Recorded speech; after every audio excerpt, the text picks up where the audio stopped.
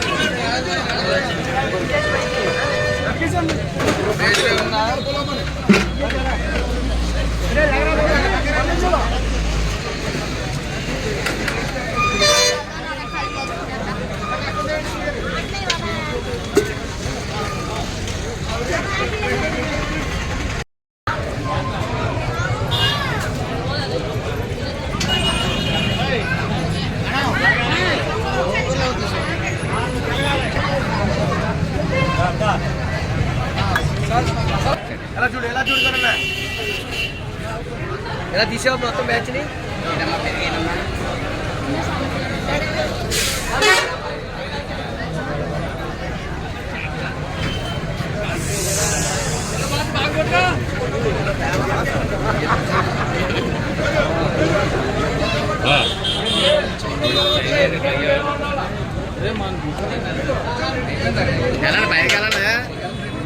పైకి వెళ్ళమంటే ఆల్రెడీ తోలు తీరిపోతుంది.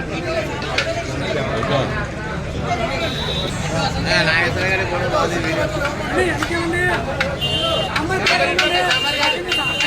వసంత్ గారు వచ్చే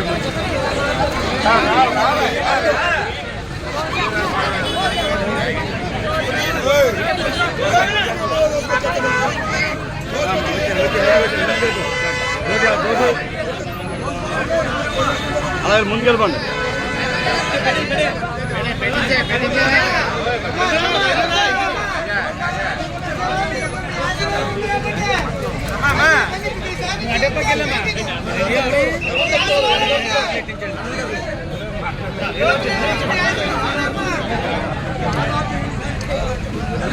అన్నా క్యాంటీన్